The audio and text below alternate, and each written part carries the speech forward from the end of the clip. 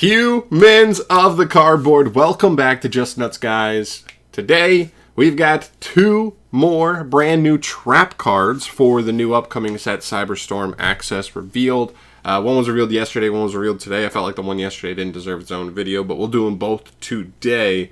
Pretty cool. They're actually interesting. They're kind of like power creep trap cards for some cards that are old classic, or at least one is like pretty much a direct power creep there, and the other one's pretty interesting as well.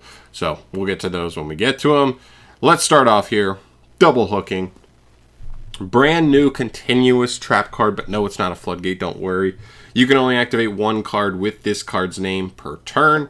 The first effect reads, activate this card by discarding one card, then target up to 2 monsters in your graveyard. So I like that this is up to 2 monsters, not forcing you to have 2. You can still target 1 if you want.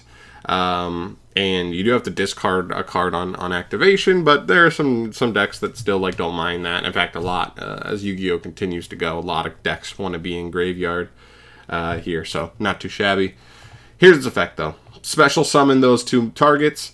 If any of the targeted monsters leaves the field, destroy this card. And if this card leaves the field, destroy the targeted monsters. So it's pretty obvious. This is literally just Call of the Haunted, except you can reborn 2 monsters instead of just 1, but you have to discard to activate the card. This card is like almost exactly like what this card is to Call of the Haunted, what Book of Lunar Eclipse is to Book of Moon. Like almost exactly. It does double the thing that it did before, but you have to discard for it. And that's pretty much it.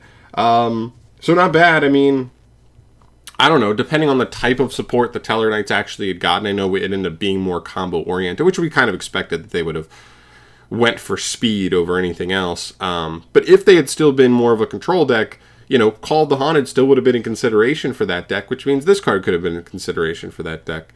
Outside of that, I don't know how many decks would really want this. I mean, there's other options. Obviously, Call of the Haunted if you don't want to discard in the deck you're playing. There's also stuff like Back to the Front, which doesn't latch onto the monster. So if your opponent has spell and trap removal, they can pop this card, which then also removes the monsters from the field, which obviously you never want to see. That's always it kind of is an inherent way to punish the card, unfortunately. But the power's there, right? Reborning 2 is pretty damn strong, especially if you play a strategy that kind of inherently puts pretty high value monsters in the graveyard. There's definitely could be some value there, especially if or even if it's something like Fallen of Albaz, right?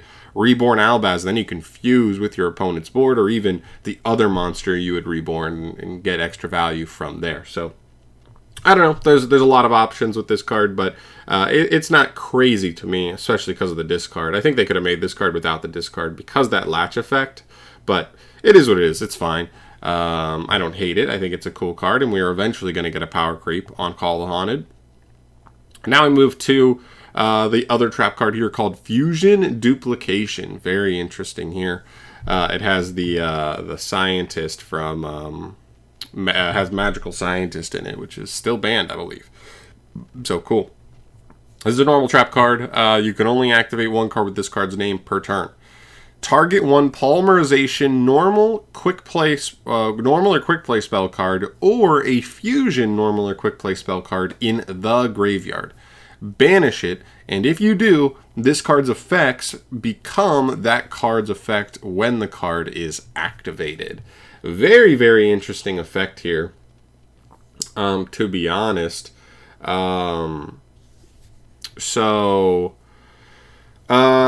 Yeah, I mean, this is a really interesting one because we kind of have a card called Necrofusion, which is kind of in line with this card, giving you the ability to do a quick fusion on your opponent's turn. But Necrofusion, I believe, specifically banishes from grave, whereas this card, as long as you got something like, let's say a Branded Fusion, let's say a Red Eyes Fusion, you know what I mean? Stuff like that. If we could just get those banished immediately, then get those engraved immediately, then this card would be live to go ahead and get out some kind of double duty on the opponent's turn. So it's not a terrible card. The question here is like accessibility. Like we see cards like this where I'm like, you know what? There's definitely power here. There's definitely plays here.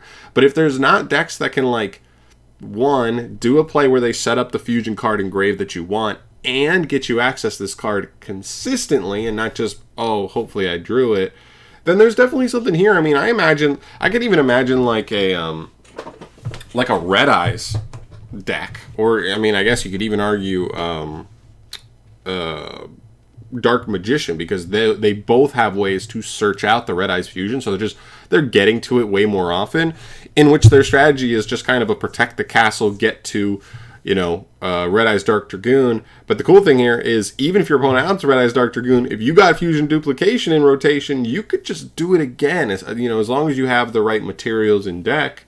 Double Red Eyes Dark Dragoon, I would imagine most decks have a ton of trouble beating 2, let alone 1. So, I don't know. It's an interesting card. The setup, I don't love. You know, I know there are some cards in Yu-Gi-Oh! That search a, like, fusion spell or quick play spell, but I'm not sure if those cards also search traps. I can't imagine they do. And because of that, I think like not having access to this card as like a decent search target is a little bit wonky. One more thing as well, it's normal or quick play spell, so it even mentions down here, if you banish a super polymerization, you don't have to discard for it, because it says effect. It says specifically this card's effect becomes that card's effect, not like text in general. So I believe you don't have to discard if you do this, if you like banish a super poly in your grave, and you would still be able to just kind of wipe their board. They would, I believe, be able to still respond to this card, I think. Yeah, because it's banish it, and if you do as effect, so it wouldn't. They would definitely be able to respond to this card. But still, that's a pretty insane removal effect that still gets you into a monster. So yeah, there's definitely some interesting decks that I would definitely look at this with. But the question will be like, one, is it even better than Necrofusion in a lot of those, scenarios? And two, it's going to be cut down on how many decks it's actually good in, because you're going to have to like find the decks that have like the broken polymerizations, you know, the Shadal fusions, the branded fusions, the Red Eyes fusions, the, I guess, Fusion Destiny, right? The decks that play those, because those are the ones that are the freest, you know what I mean? Get you free more sends from deck and a ton of more value while also getting to a boss monster at the same time. That would be the goal, ideally. But yeah, still cool. I mean, nonetheless, like, you know, I don't think these are game-changing trap cards. These aren't like Ice Dragon's Prison from a couple of years ago level, but they're cool. They're interesting. They could definitely come up, especially on the rogue level for very specific decks. And yeah, so let me know down below your thoughts on these two cards. Let me know if there's any decks in particular that I didn't talk about here that you think like either of these cards would apply to pretty dang well. I'd love to hear your thoughts on that.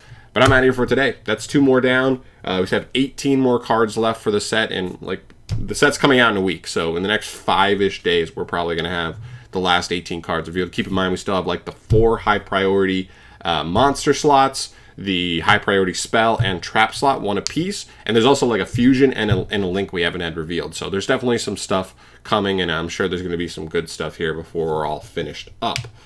I'm out of here for today. Thanks for watching, guys. I'll keep you posted on anything news-wise, and I'll catch you in the next video. Peace.